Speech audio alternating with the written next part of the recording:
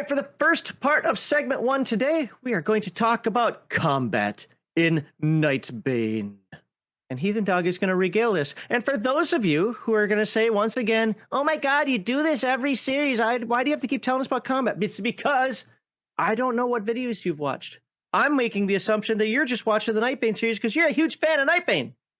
Yeah, and we have found out going through these read-throughs that while the Palladium combat system is, for the most part, consistent throughout all of the second edition products, there Yep. are some game-specific nuance Yep. that sometimes we miss. Look below for our links, social media, Discord. Our Discord has been growing, has been hopping, has been great. So thank you to everybody there.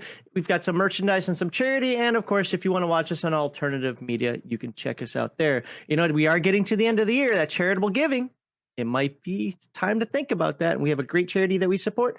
And of course, there's our schedule. I don't have my little scripty or notes in front of me, so I'm just going to let you look at that.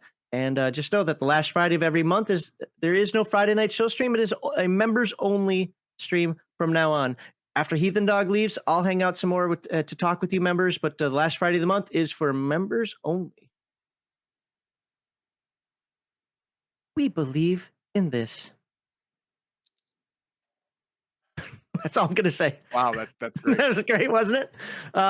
And remember that we are a live stream podcast discussion, not a concise step-by-step tutorial. That is right. We are going to yap. I'm going to sidetrack Heathen Dog. He's going to get angry about it, and we're going to have a good time.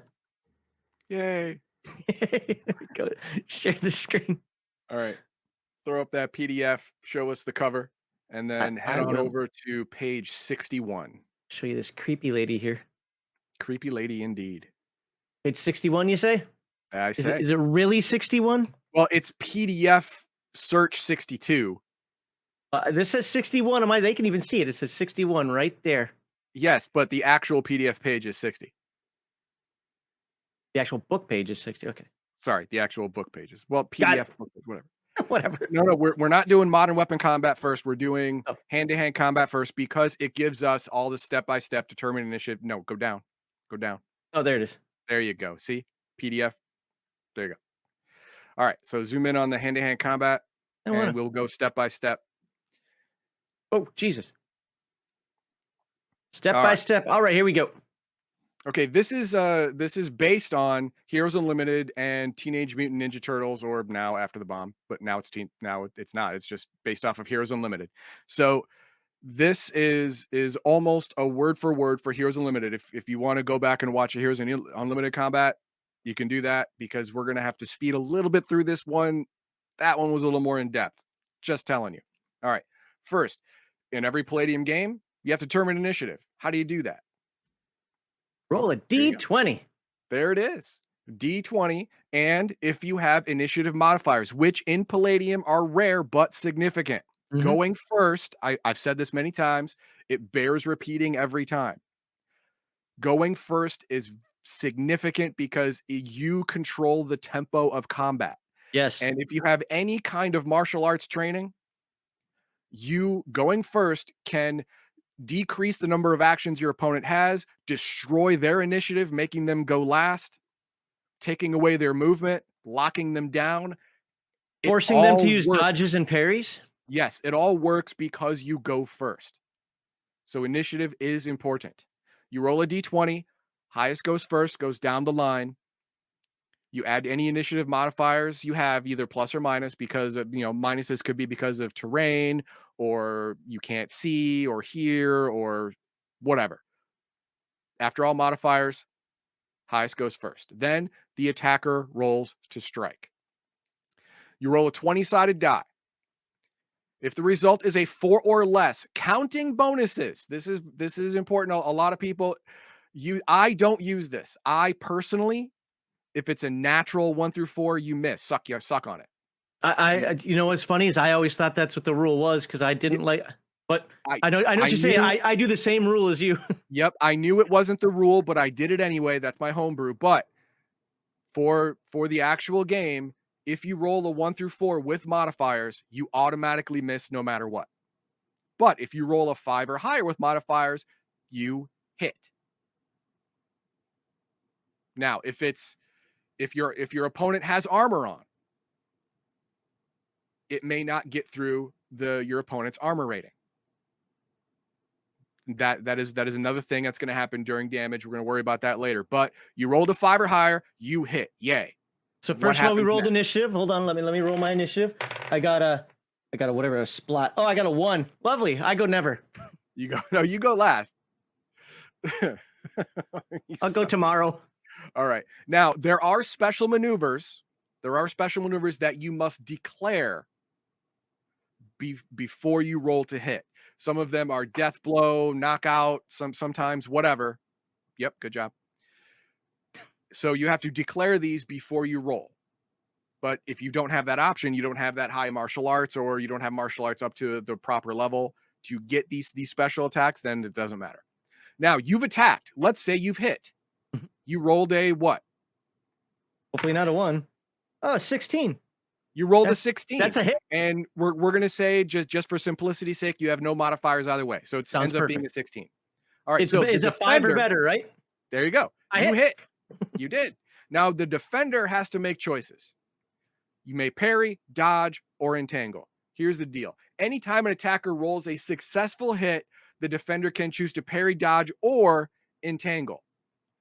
Side note, personally, if the defender misses, if the attacker misses, I will allow the defender to entangle anyway, if the defender wants to, because entangling does give you benefits down the line.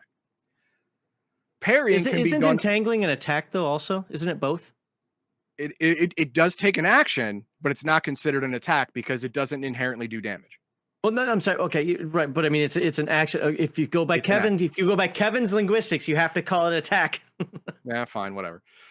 All right, parrying can be done automatically by anyone trained in any form of hand-to-hand combat. Now, this is hand-to-hand combat. If you are fighting someone hand-to-hand, they are also have no weapon. You can parry, auto parry. That's nice. If they have a sword and you parry with your hand, you're going to have a bad time. It's not going to be great. But I rolled a 16. I'm going to parry with my forearm against his, if you shredder, katana. Well, that's going to hurt. That's called a hit. Yeah, right. It's called a called shot without having to roll the call shot. Yeah, basically. That means the parry can be performed without wasting a melee attack. Now, this is if you have any kind of hand-to-hand combat. If you do not have any hand-to-hand combat, you do not get an automatic parry. You have to use an action to parry. So getting hand-to-hand, even basic, allows you the automatic parry hand-to-hand. And if you have a weapon proficiency and you have a weapon in your hand and they have a weapon, you can auto parry with that weapon as well, as long as you have the proficiency. Note, bullets and energy attacks cannot be parried, but can be dodged. Defending by dodging or entangling means automatically giving up the next melee attack, which means you give up your next deal. That's what happens. Entangle means the character actually pins or snares the opponent's weapon or arm. The defender can only defend against attacks within his line of vision. Attacks from the rear cannot be parried, dodged, or entangled. There are caveats to that. If you have special powers or abilities that allow you to defend from things from behind, there is a possibility you could roll a Nightbane with an eye behind his head. That's entirely possible. And guess what? You attacks are coming from behind. You can dodge and or parry these. There you go. If you have an extra arm coming out your back, you could even entangle. Whatever. A lot of this is dependent upon the character you roll. But I never even thought about that. Like I'm thinking, no, you can't dodge this because you're not aware of these attacks. But you're right. With these little monster, yeah, you have an extra eye. Well, I want my extra eye on the back of my head. Guess what? Yeah, now you can dodge attacks from behind. There you go. But normally, if you cannot see or sense an attack, you cannot dodge, parry, or entangle it. Baseline. So let's say that I roll to parry. Max punched me with a 16. I rolled a parry and I fail. A failure is a 15 or less on my parry roll. Yep. Ties go to the defender. So I rolled a 15 or less. He successfully attacked. Crap, I'm screwed. Now he does damage. Let's see what happens. If a successful strike is not parried, dodged, or entangled successfully, and the attacker rolls the amount of damage inflicted and adds any damage bonuses. Critical strikes do double damage. Critical strikes, that is in the hand-to-hand combat section that we're going to get to in a minute. Combined critical strikes like a natural 20 and jump attack do triple damage. That's the way multipliers work in Palladium. You don't add the multipliers together. 2 plus 2 multiplier do not equal times 4. 2 plus 2 equals times 3. 2 plus 2 plus 4 times 2 plus times 2 plus times 4 times 2 plus times 2 equals times 3. Times 3 plus times 4 equals... Oh, stream math, sorry, what? times 5. You add 1 to the highest multiple. Oh, right, right. So when you talking the elevation of criticals in Palladium. Yes. Yes. You started talking math and I started zoning out. Oh, sorry about that. A natural unmodified 20 is always a critical strike. A normal punch inflicts 1d4 damage. Well, let's see. He rolled a 16, obviously not critical. Right. Okay, and he didn't say he was doing a jump attack, so it doesn't do times 2 damage either. So he rolls a d4 to damage. And I got a 4. No, I got 2. Sorry, can't read my own dice. He does 2 damage plus whatever physical strength bonus he has if he has exceptional physical strength. Well, wait, what was I last week? Skeletal plastic man. No. Most of your stuff wasn't in strength. I mean, you do have supernatural strength because you are Nightbane, but most of it was massive amounts of S.D.C. And to be fair, it's not relevant for what you're talking about exactly, here. Yeah. Okay, now he hit me. All right, 2 damage. Do I really want to take all of that 2 damage? Normally, as a smart player, I would not care. It's 2 damage. But let's just say he rolled 20 damage because he has massive physical strength. So he rolled a 2 and he gets plus 18. I don't want to take 20 damage. That sounds like a bad time. So I may use an action to attempt to roll with punch.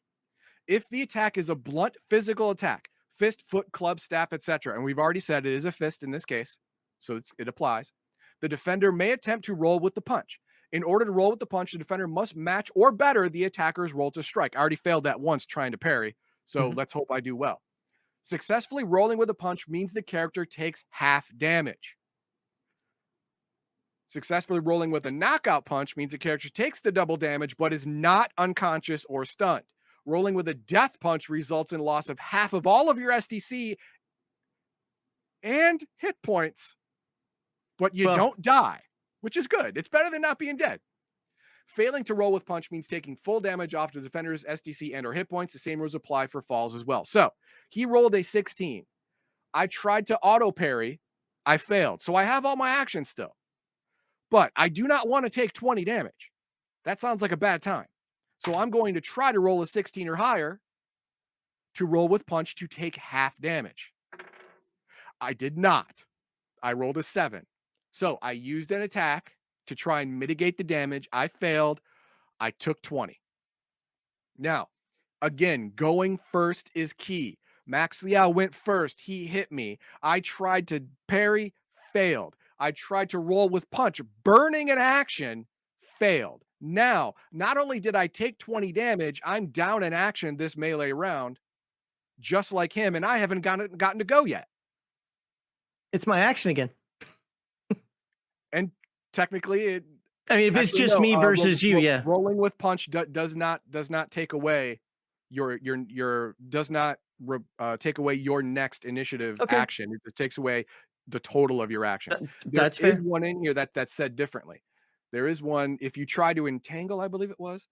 Yeah, I've seen game masters run the whole action things different ways. Some say take all 4 actions right now, save them if you need them. Some say we're going to go in a circle jerk. Some say, hey, take your action, your attack action, your defense action doesn't take away from your attack action.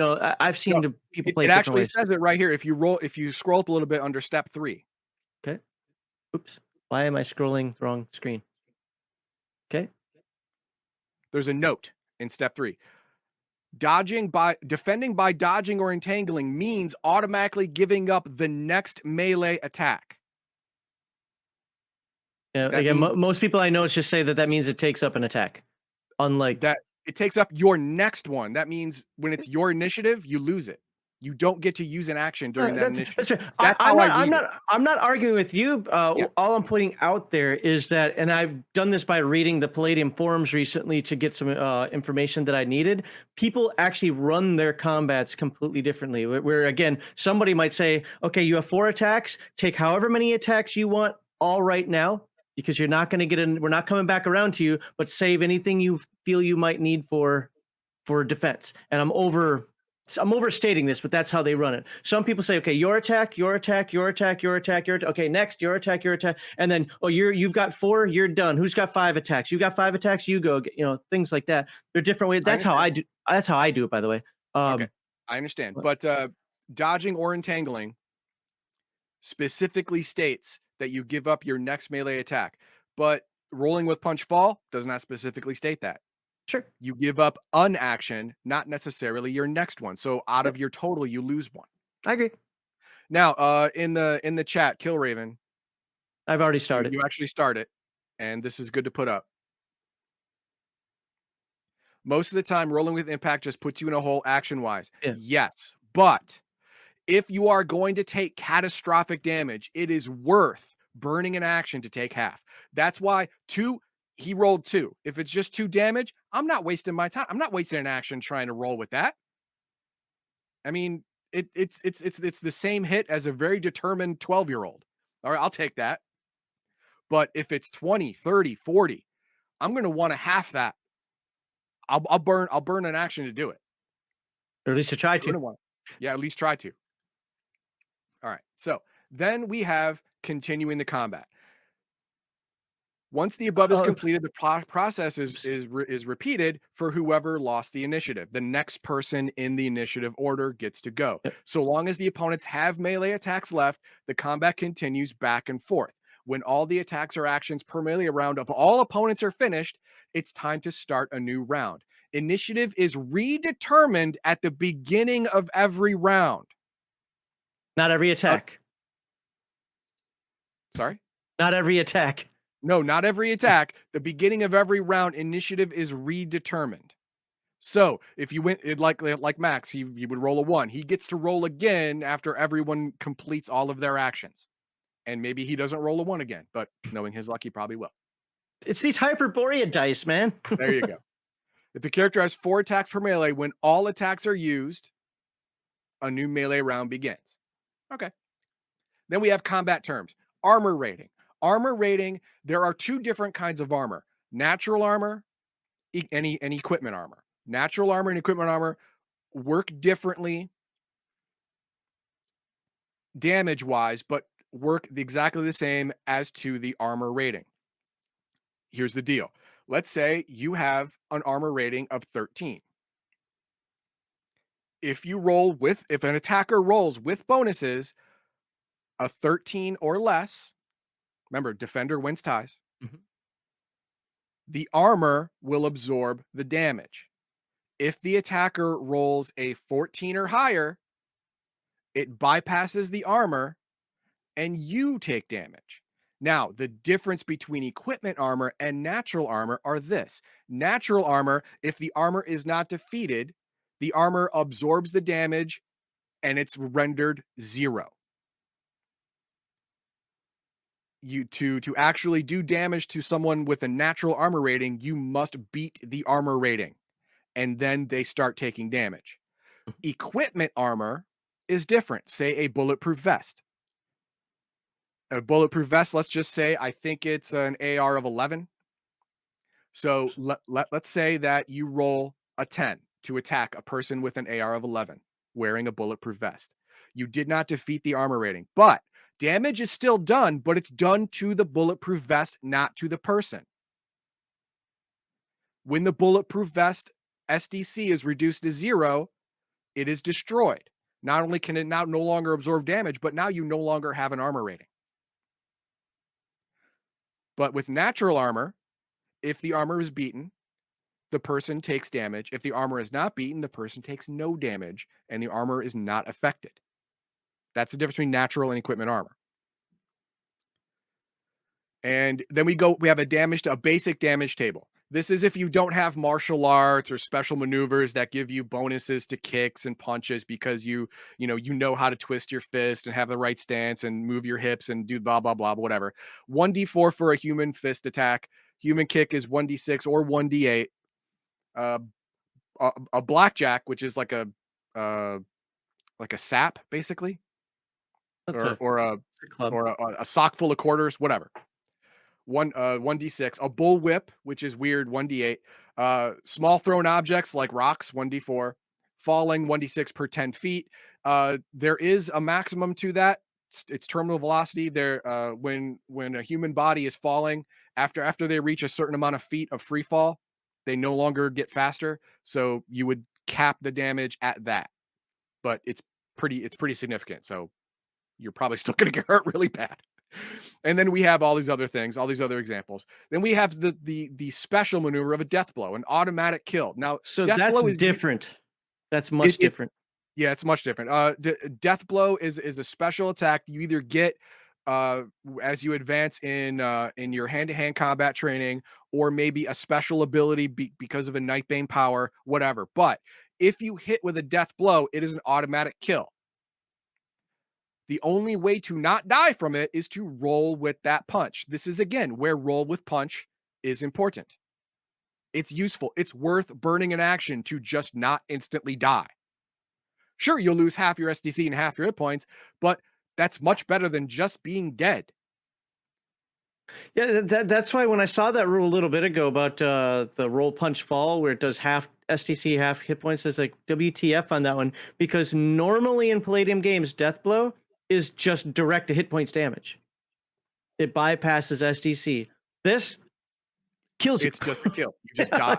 Yes. No, you're absolutely right. In Heroes Unlimited, in Palladium Fantasy, and After the Bomb, I believe After the Bomb, a death blow would bypass your SDC and go straight to hit points and maybe even do double damage to hit points, but you still got a chance to not automatically die. But in Nightbane, no, you just die. It's no joke. And if you have no actions to try roll with punch fall, you just play new character. So do martial arts still get this at level 7? We will find out.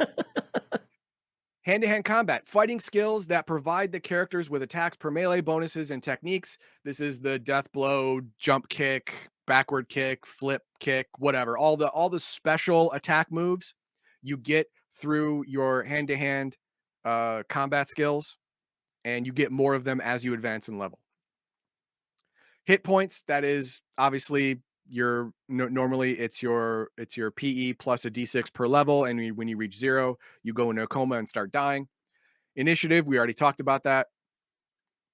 Kick attack, knockout stun, jump kick. Again, these are specialty things that you will get as long as you have some kind of hand-to-hand combat skill.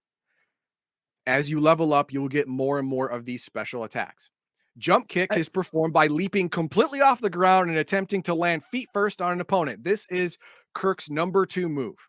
Captain Kirk's number 2 move is a double foot jump kick. His number 1 move is the neck karate chop. That's his jam. Well, you That's don't what he forget. does. I thought number 1 was the two-fisted.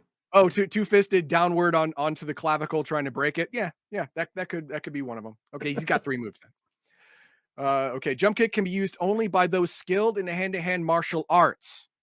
So you only get this if you have hand-to-hand martial arts. The advantage of a jump kick is that it works as a critical strike and doubles the normal damage inflicted. The disadvantage is that no other attacks may be performed that round. Wow. That's The a jump kick must change. be the character's first attack in the round and only attack in that round. For the rest of the round, you may only parry, dodge, or move into position. Now, in many other Palladium games, power punches and jump kicks burn 2 actions instead of 1, but you can still attack later. But no, this is true Kirk style. You do the jump kick, double-footed jump kick, and then you hit the ground. And you can't attack anymore because you got to get up. You can explain it that way. But you only use 1 action, but you forego all of your attacks the rest of that round. You can still dodge, dip, dive, dodge, whatever, but you cannot attack. Leap attack. This is the Kia, jump in the air, Van Damme type stuff. A leap attack must be made only at the beginning of a melee round and, like a jump kick, uses up all attacks for that melee. Usually, only a single strike can be made during a leap attack. However, if two opponents are close together, the attacker can leap between them and strike both of them at the same time. That is super Van Damme action. Double, like you jump in the air and then you kick out with both legs, right and left, hitting two people at once. This can be done. And it looks pretty cool, but you got to stretch because you could easily, tear your scrotum if you try it in real life. Don't try it in real life. Let's see. After the leap, the character may not attack again until the next melee round, but can parry or dodge or move into a different position.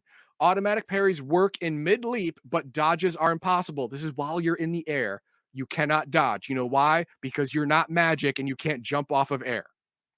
All right? You can't change your trajectory. I can't just. In the air. No, I'm sorry. You can't do that. Oh. A successful leap attack is critical strike that does double damage. Okay.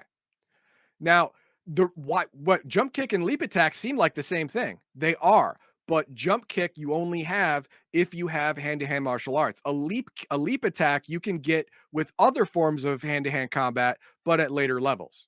You will get a leap attack, just at what level, depending on what level of hand-to-hand combat you get.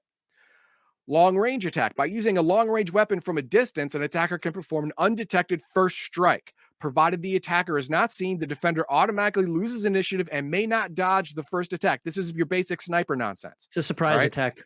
It's a surprise attack. That's basically what it is. If you are 200 yards away, hidden in a tree or a bell tower or whatever, and you got a rifle with a scope, you get to go first because he doesn't know you're there. And he doesn't get to dodge because he doesn't know the bullet's coming.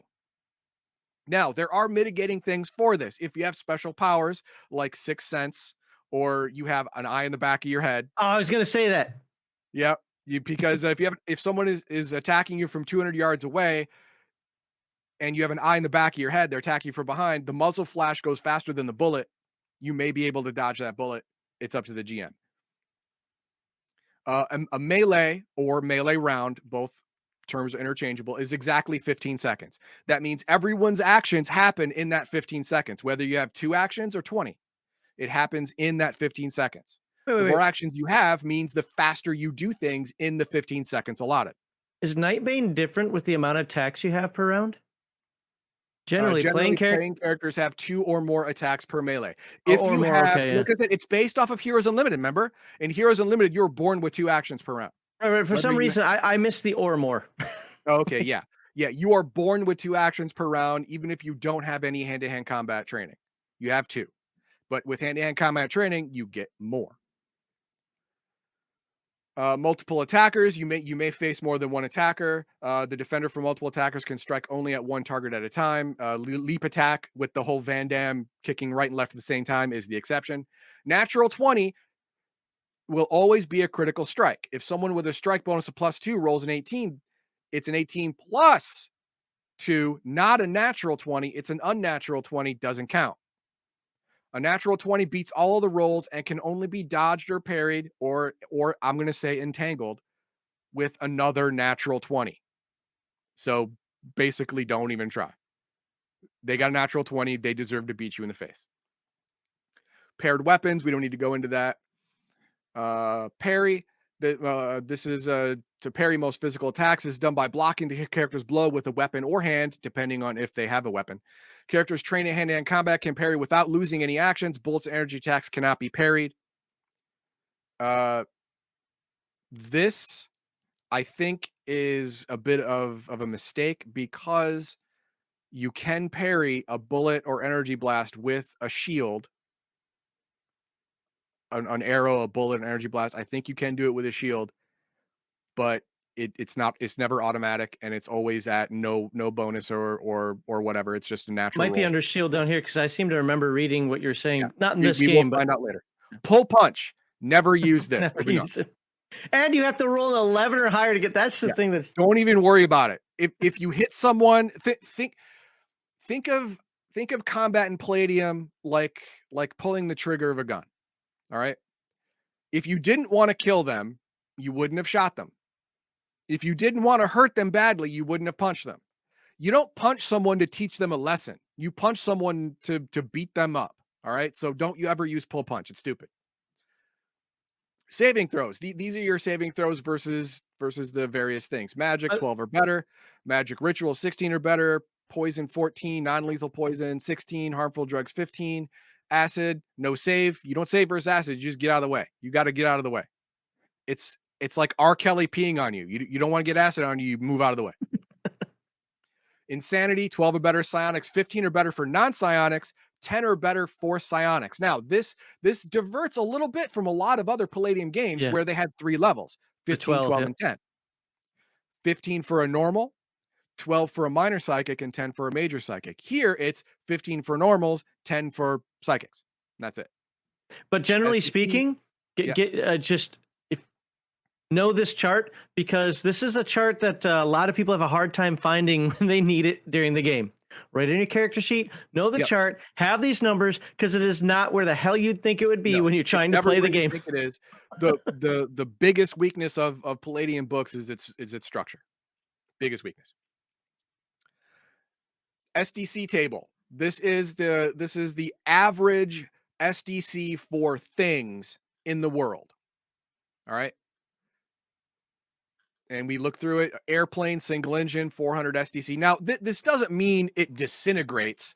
When uh an airplane, for example, no, a cargo freighter, 8,000 S.D.C. If it takes 8,000 S.D.C damage, it doesn't mean it blows up. It means What? it is no longer functional. It is taking on water. It is going to sink in minutes. It can't do anything anymore. Same thing for a car or a door. Once all of its SDC is gone, it is no longer functional as the thing. That means if you do 150 damage to a door, the door is no longer a door. It's just It might rubble still hanging on some physically. hinges. Yeah, it might the metal might still exist there, the wood or whatever type of door it is, but yeah, it's But falling off the it's hinges, open. or you can walk right through it. It's just a frame, whatever. Uh, Omanal says if it takes 8,000 SDC, I would make it blow up. If it was an oil tanker, maybe. But usually it just means that it is now structurally unsound. It can no longer move, attack, do any actions. It lost power and it is sinking. All right. Now, but a lot of people have this problem with doors, walls when it comes to bullets. I'm going to shoot with my AK-47 through that door. mhm. Okay. You shoot the door. You do 20 damage to the door. It is still a door. It's got holes in it, but it's still functionally a door. You still can't open it if it's locked. I'm sorry. Yeah, you got Yeah, holes in it. You might be able to see through it, yeah. There but there are things you can do differently now because you have yeah, shot it up, but opening it is not one of them. opening's not one of Well, them. It well, is still a let me functional phrase door. that. You still have to walk up to it and open it if that's Right. your point. Exactly. It is still functional as a door. So all of these things are still functional as what they are as long as they have even one SDC. Handcuffs. One SDC handcuffs is just as effective at keeping your hands cuffed as a fully repaired and functional shiny pair of handcuffs. Just Exactly. as good. All right, we're going to move on from that now. Good. All right. Simultaneous attack. Instead of defending with a parry, dodge, or entangle, a character can choose to do a simultaneous attack. In this case, the character does not defend, go ahead, hit me, I can take it, and simply attacks in response. The advantage of a simultaneous attack is that neither opponent can parry, dodge, or entangle. In all probability, both will take damage. Exception.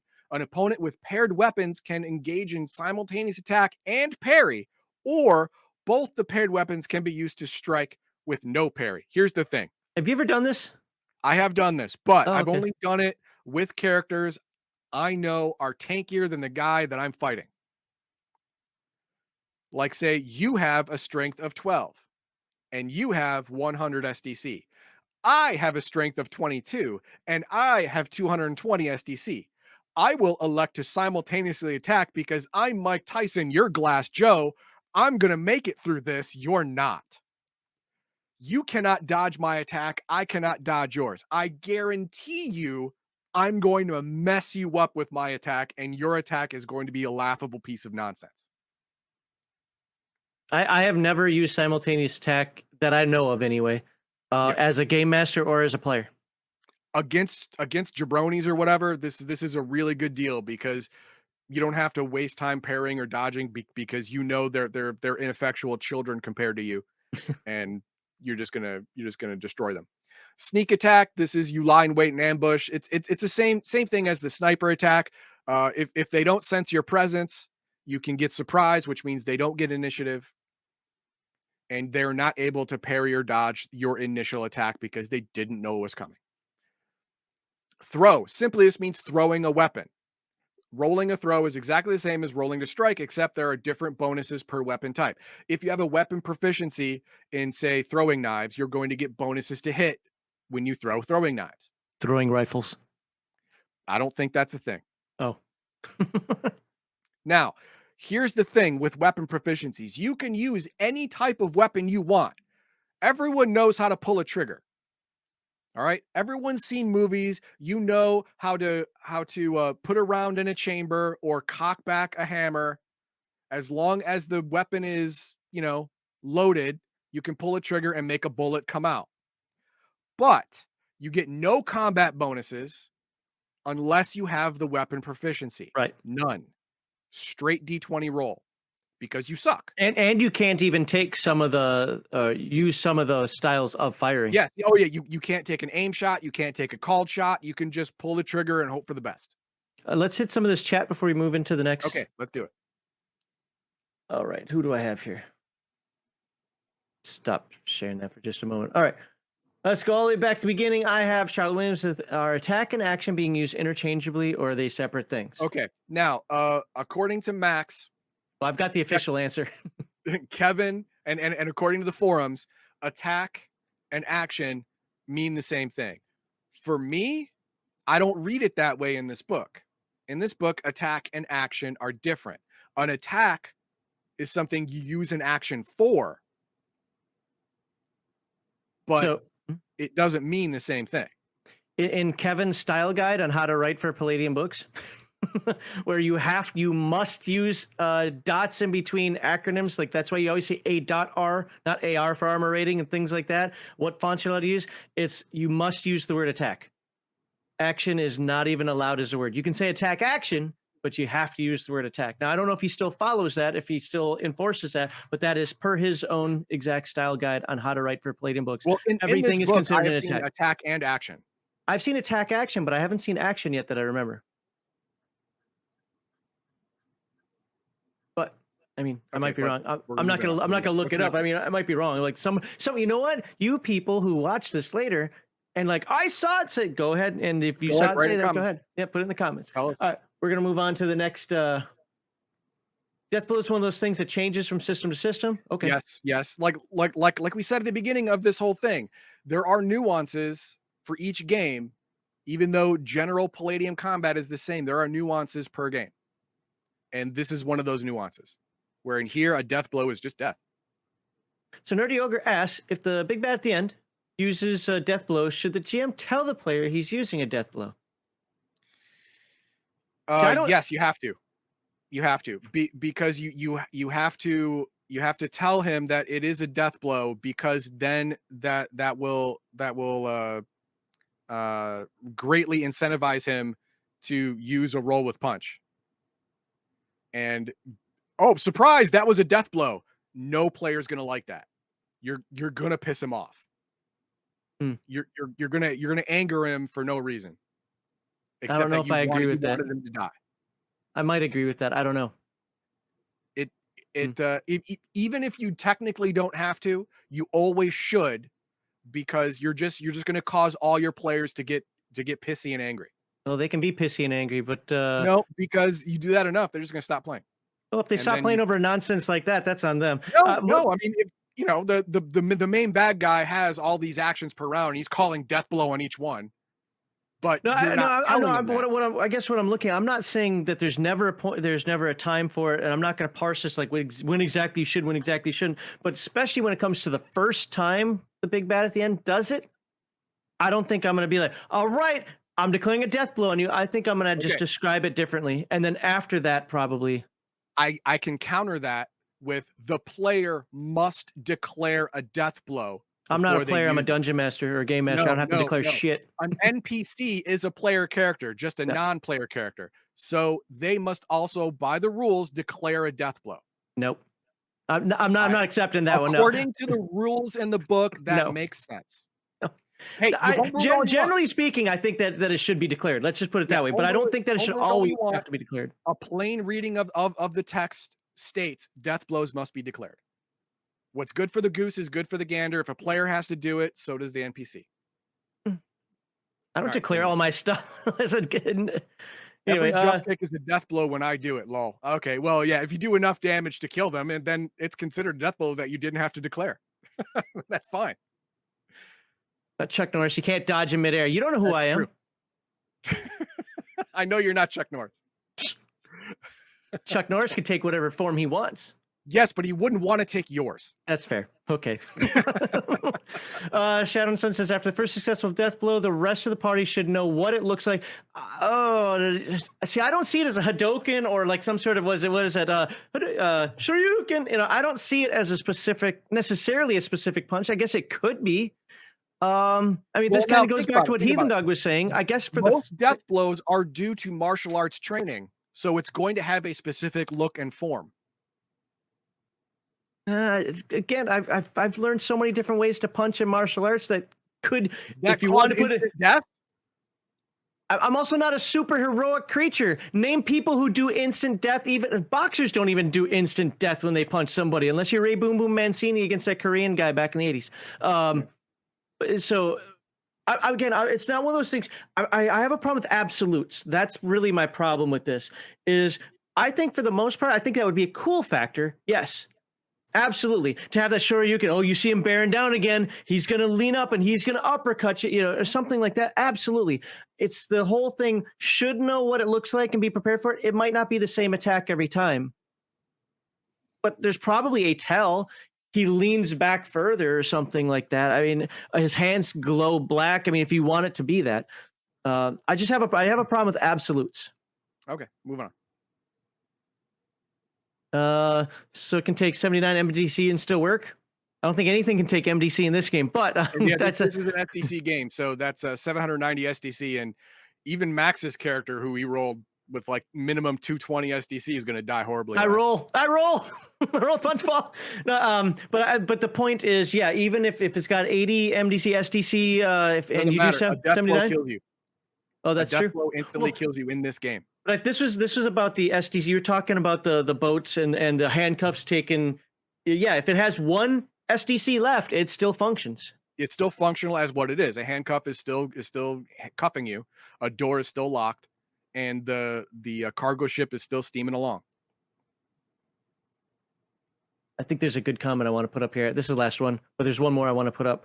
I'd probably say a ship would be taking on water once it's past 50 SDC, maybe less. It's just not sinking like, oh my God, you're all gonna die. It is not non-functional. It'll still work as a boat. These cargo ships have bilge pumps. They can make little water lines. They can keep themselves afloat and still moving. Block off areas, Yes, you can. It is still a functional boat until it reaches 0 SDC, and then it's sinking. I like this right here. In my experience, the game's better off with not using death blow rules at all. I can see that. I agree. But we are presenting the rules as written as much as we can. You already got your first suggestion for the character class that you're supposed to make. Sorcerer OCC. I am not. No, I tell you right now, I'm going to make a straight Nightbane. I'm not going to make a Nightbane Mystic, a Nightbane Sorcerer. I'm not going to make a human Sorcerer or a human Mystic. I'm going to make a straight Nightbane because that's what I want you to create first. Nightbane with OCCs, either Mystic or Sorcerer, have too many caveats and addendums to their natural Nightbane powers. And I don't want to do that as an example character. As an example character, I want the base PC character, which is Nightbane. That's what I'm going to do. This has to go on the screen, and then we're going down. I'm on Max's side this time, and you know I hate agreeing with Max. That's true. Okay, that's fair. If this is about the not having to declare a death blow, I'm going to say you're both wrong. But The whole thing comes down to different strokes for different folks. As the dog was reading off the rules of the game, I wasn't trying to counter him, but I was explaining that even on the Palladium forums and discords, I've read a lot, not just one guy, a lot of people saying that they run combat. You take all 4 actions right now, or take however many actions you plan on attacking with right now, and save the rest for when we come around to you, and that's it. That blows my mind. I didn't realize that, but there are a lot of people who play that methodology. That's not in the book, but it's just something to think about. Yep. All right, let me share the screen again. Now we are at the hand-to-hand skills. Don't forget you have magic and psionics to go through. Yeah, I know the hand-to-hand techniques that that you can get to increase the kinds of attacks you can get, the number of attack actions you can take per round, and bonuses to parry, dodge, strike, whatever. So hand-to-hand basic. This is the easiest. It costs one skill, other skill or secondary skill or whatever, depending on what system you're using. And you can have hand-to-hand basic. This is your strip mall karate training. Hold on a second. See, here we go again. 2 attacks per melee. Is this plus 2 attacks per melee, or am I starting right now with hand-to-hand basic? It's plus 2. Because the combat is based on Heroes Unlimited, you start with 2, you get hand-to-hand basic. I want this book to say it though. More. I agree. I believe you are right. More plus 2, whatever. You're right. It should, but it doesn't. But that's what it means. You know how many arguments this starts? That is because it's said in the very first paragraph. It is based off of Heroes Unlimited, and that's how Heroes Unlimited works. Just you know how many fights this starts. Okay. Not on my table because I have the answer. Oh, right. I mean, you're also the game master. Your rules. There you go. 2 attacks per. So now you have a total of 4, plus 2 to roll with punch, fall, or impact. Not a whole lot on level 1, but this is strip mall karate. You're not going to get a whole lot. When you hit level 2, you get a plus 2 parry and dodge. Level 3, your kick attack because you practiced it. Now it does 1d6. Good for you. And on level 4, 1 additional attack per melee, plus 5, 1 to strike. It goes on and on. Well, one thing about hand-to-hand basic across like all the games that I've seen so far, it's the one that will not give you any special attacks. You're going to get these bonuses. You're going to get the extra attacks per, and I guess this one you actually get the body flip throw. At level 8, you get a special attack. You get another one at level 13. Well, this is according to the pedanticness of the game. This isn't a special attack. This is just. But you don't get it unless you have level 13 hand-to-hand basic. So I'm going to consider it special. Okay. But level 6, you get a critical strike on an unmodified roll of 19 or 20. Not just 20, 19 or 20. And number 8 is the most important. The most important, especially if you have initiative. A judo-style body throw flip does 1d6 damage and victim loses initiative and 1 attack per melee. This is incredible. In Palladium, these special moves are the most important. Not only did you burn one of their attacks away, they lose initiative, which means they go last. I rolled a 1. Sorry, this guy lost initiative. He's considered to have initiative 0. He goes last. This will change the tempo of an entire melee round. Very important. Use your specialized attacks that do this function. But it doesn't do any damage. Doesn't matter. Everyone else is going to kick him while he's down. Right? All right. Hand-to-hand expert. Again, 4 attacks per round. Plus 2 to roll with punch, fall, impact. Nothing really different at level 1 than basic. But as you go up in levels, the differences start to become apparent. Plus 3 to parry and dodge at level 2 instead of plus 2 for basic. Plus 2 to strike at level 3 instead of a goofy kick attack. You get another attack at level 4, and you start getting special stuff, critical strike on an unmodified 18, 19, or 20. It's a 15% chance. A 15% chance to do a critical strike that you do not have to declare. Double damage on an unmodified 18, 19, 20. That is huge. 7, you get paired weapons. That's huge. At level 8, still level 8, you get the judo flip. And at level 11, you get a knockout stun on an unmodified 18, 19, and 20, which means, check this shit out, which means on an unmodified 18, 19, or 20, if they don't dodge, parry, or entangle that, not only do you do double damage, but it's also a knockout or stun. I like you don't have stun. to declare either one of these things. Knockout is obviously cool, but I like stun a lot. Yeah, I understand. And then at 13, you get a critical strike from behind. It does triple damage. Now, it didn't say triple damage before, but I'm going to say that a critical strike from behind does triple damage also with basic. I just think it was again your Palladium typo error. You don't think that was just a bonus of being expert versus being basic? I don't think so, Okay. because everything else is exactly the same. Why would this be so special? I don't understand that. But at level 15 and expert, you get a death blow on a natural roll of 20. This is special because this is a non-declared thing. Yeah, well, Hang on. A you're death right. blow on a Natural 20. 20. Yep. Don't have to declare it. Because a declared death blow is just a successful hit after declaring a death blow. This is an automatic death blow on a natural 20. This character can't declare a death blow then. Yeah. Okay. Hand-to-hand expert can't declare a death blow. At least, No. Let's look at martial arts. well, I'm just saying hand-to-hand expert. Yeah. Let's look at martial arts. It's below. Hand-to-hand martial arts. Again, 2 attacks per round. That totals a total of 4. Plus 2 equals 4. Plus 3 to pull punch. Never do that. And fall or impact. Fine. Level 2. You get plus 3 to parry and dodge and plus 2 to strike. Karate style kick does D8 damage. This is not your strip mall karate. No. This is an actual person actually training you. An additional attack, jump kick is a critical strike and entangle. You now have the entangle option. Critical strike on unmodified 18, 19, or 20. Paired weapons, leap attack, which is a critical strike. An additional attack. You don't get the judo flip until level 10. But you get plus 4 to damage at 11, plus 2 to parry and dodge at 12, a knockout stun on 18, 19, or 20, an additional attack, and then another death blow on a roll of natural 20. But then we have hand-to-hand assassin, which isn't in a whole lot of games. Sometimes they don't have assassin. This one they do.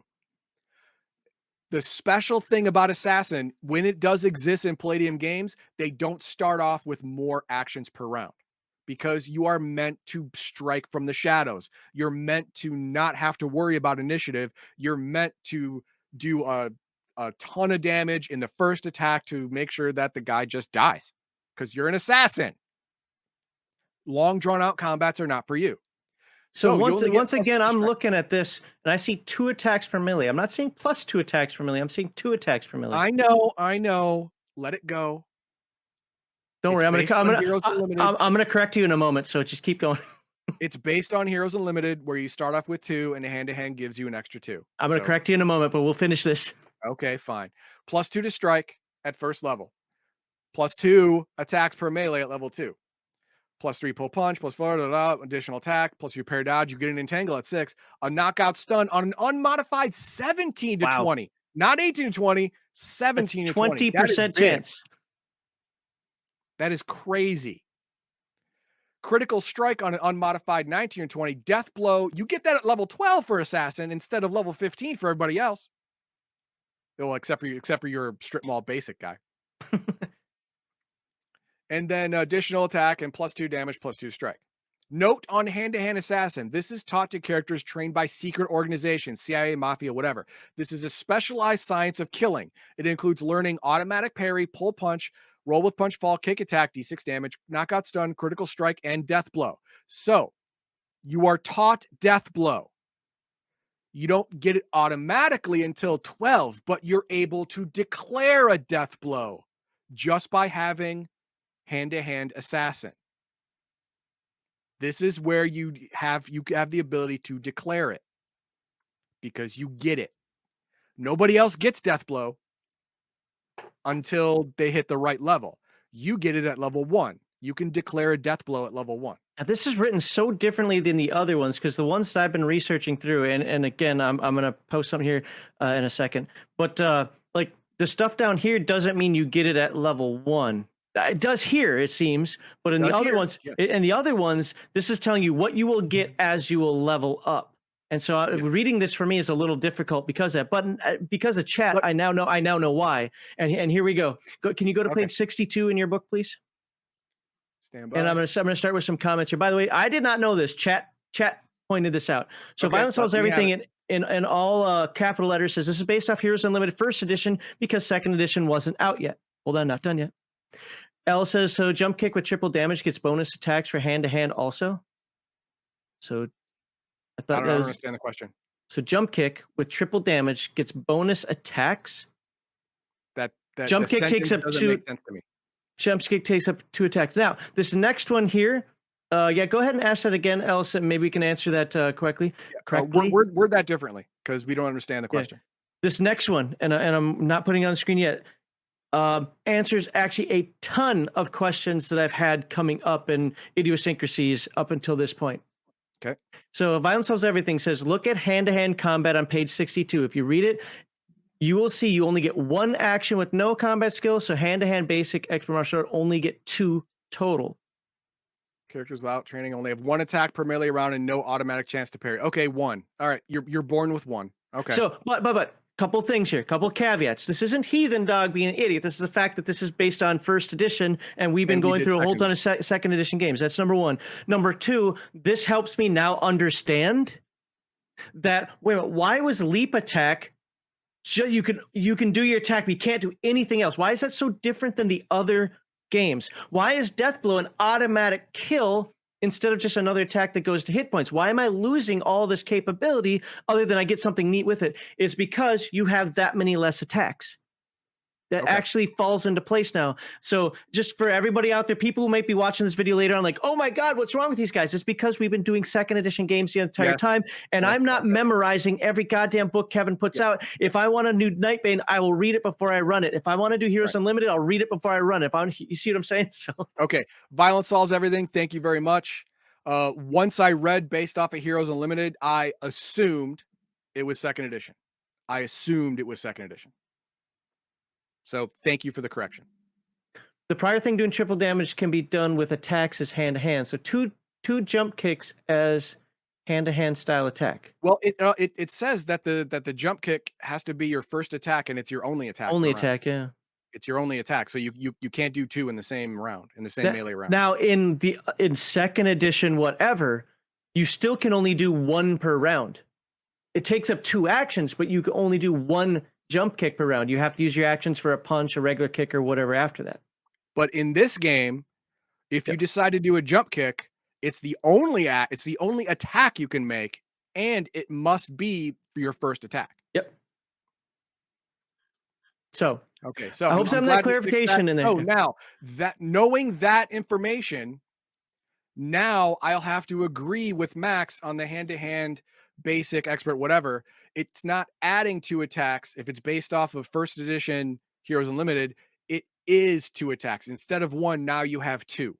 And in that regard, this isn't confusing at all because it's telling you you have 2 attacks. Yeah, But see, that's part of the problem with some of these Palladium books is there have been, and I've seen fights on forums. Yeah, I've seen fights on forums. I've seen fights between players. I've seen fights at my table when I was running Teenage Mutant Ninja Turtles. You know, I've seen this because it isn't always clear, and some of it's because the editions change. There's a tweak between this game, and I might know after the bomb, and he knows Heroes Unlimited, et cetera, et cetera. So some of this we might not get perfectly, but hopefully we're still showing it to you and in a way that you guys like. Should we wait on Psychic Combat until we actually talk about Psychic Combat? Yes, we're going to do that in Psychic. Now, the one thing I want to do, we're going to go up to page 60. Go up to page 60. And we're going to quickly talk about weapon combat. Weapon proficiency, modern weapon combat, and ancient weapon combat. Now, weapon combat is different than hand-to-hand combat. In hand-to-hand combat, you have your bonuses to strike based on your physical prowess. Mhm. In modern weapon combat with guns, stuff like that, I think even knives, but definitely with guns, you do not get your bonus to strike with physical prowess. You get your weapon proficiency bonus to strike.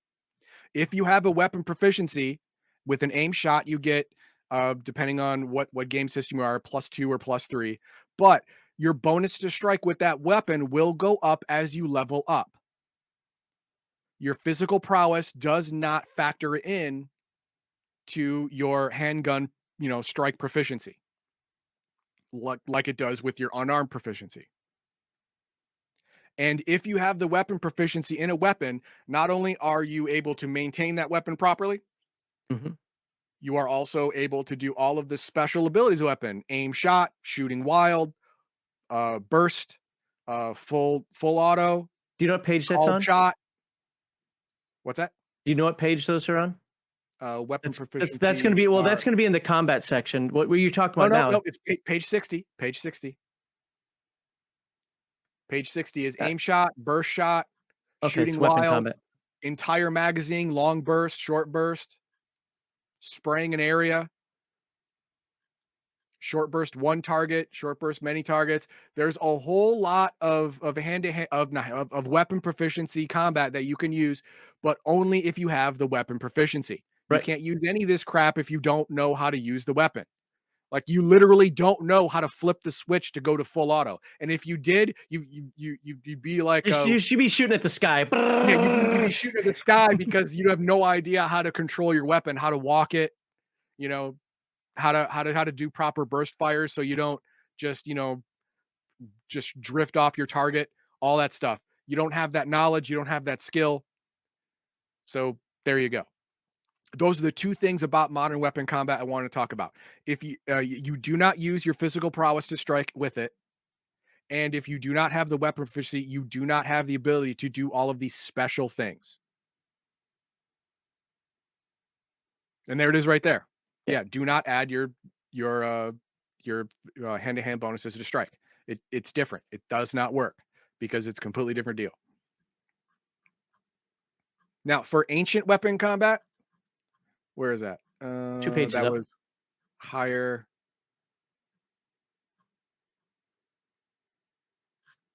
Weapon proficiencies, ancient weapon proficiencies. Okay. With this cute little Um, lady on the screen. yeah, cute little lady. That's right.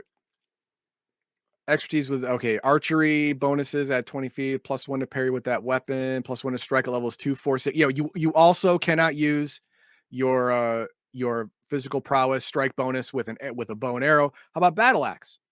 Nope. You get bonuses to strike at levels 1, 4, 8, and 12. Nowhere in here does it say that that your physical prowess works with any type of weapon. Now, I just because I haven't found it doesn't mean it's not there. It's definitely not for modern weapons. Maybe for knife, Yeah, sword, yeah, I axe, whatever. thought it was But for these, but not for I modern haven't seen weapons. it. But I Okay. have not seen it. So I'm going to default to say you have to follow your weapon proficiency bonuses. My understanding, if I'm remembering correctly, but see now we're walking on eggshells because of first edition, second edition. This game does it differently, but typically, and I'm just saying typically, you don't add in your PP for range weapons like you said. You just use your weapon proficiency bonus, right? Correct. For ancient weapon proficiencies, you don't use your hand-to-hand bonus, but you use your PP bonus, if I remember correctly. Okay, that is Somebody, possible, somebody, but somebody in again, chat can correct me if I'm wrong. But yeah, that I have not seen that yet. I have not seen that distinction. Maybe it's in another section. Like I said, the formatting of Palladium Books is bad, so it could be another section. But that is your basic combat. Now, if we've gotten more things wrong, please put in put it in chat. the chat, put in the comments below, and we will acknowledge correction if we can verify it. And if it's on a forum, it doesn't count. It has to be in this book. If it's in a supplement, it doesn't count. It has to be in this book. We are not doing supplements. We are not doing the Rifter magazine. We're not doing any of that stuff. If it's in this book, then it counts. If it's not in this book, it only exists in your head. All Keep it right. there. I'd say it counts, but it should be put into a book, into an official version of the game, I guess. Right. So he said, Beyond Supernatural rules for no combat training. Yes. Most of the books do. Most of Heroes them do. Unlimited Yeah. did. I know After the Bomb does. Yeah, Mhm. a lot of those books have like in those versions, those characters get 2 actions per round, or sorry, 2 attacks. Sorry, Kevin. Per round, and then but that's it. With no bonuses, you don't get any increase. Actually, one of them, Beyond the Supernatural, gave you increases over certain levels. Maybe Heroes Unlimited did as well. But yeah, that's the thing. Is this is one of the reasons why mixing and matching these books. So when people say things like, you know what, I'm going to do Nightbane inside my Heroes Unlimited Yeah, campaign, and I've always said that is just going to cause balance issues, and the game master is going to get a damn headache trying to rectify all this nonsense, but it is possible. It's just that you're going to have to make some calls that not everyone's going to like. I would say you're the game master. It's your rules. As long as the game master is consistent at the table, I don't care if the game master says you get 2 attacks or you get 2 plus 2 attacks. As long as the game master is consistent across the board. Yeah. The thing is, all of this doesn't matter as long as it's adjudicated universally. So either everyone gets +2 or everyone gets 2, including PCs, NPCs, whatever. Then everyone's still in the same boat. The playing field is still level. Yep. No one's getting an advantage. So is that it for combat, or do you have it for combat? We can move on now to Psionics and Magic. So for those of you who are expecting to see, oh, what about going over comments from last week? That will be after the next segment that we do. One last, I do want to finish up with one last thing for this though, just to wrap it all up. Combat, there are a lot of options in Palladium, and they're meant to be cinematic. Yes. In fact, I had it on the screen there for a little bit, but it even has a paragraph in there. He's talking, my old rules were probably more realistic, but these are quicker, more cinematic, better for what I want to present. It's up to you at your table. Just remember, no matter if you're playing the first edition way, second edition way, your edition way, whatever, as long as you're playing it fairly, if you've got 1 attack and everything else is a parry dodge, that's fine. I rolled my attack. I got an 8. That hits. Probably easy to dodge or parry, but that hits. You got the same process every time. Roll initiative. Well, check for surprise if you want to call it that. The sneaking and the sniping. Roll your d20 for initiative. Highest goes first. Roll your strike. Roll your parry or dodge. I know you can do entangle as well, but let's keep it simple. Roll your damage. Roll with punch fall. Yeah. There you go. Apply damage. It is just that every time. And then everything else on top of that is just effect or gravy. Sure, it might do a bit of extra damage. It might do a knockdown. It might have another effect to it, but it's essentially still that process. When you do that body flip throw, you're still rolling to strike. It's just all you need to know is you roll to strike. So it's very simple. It's very cinematic. It's fast paced. If you can get through the book, and yeah, I'll leave it at that. So I just want to kind of round this out by just saying we've talked about a lot of stuff. We went over a bunch of things here. It's not that difficult. We're showing you all this stuff to show you how deep the game can be.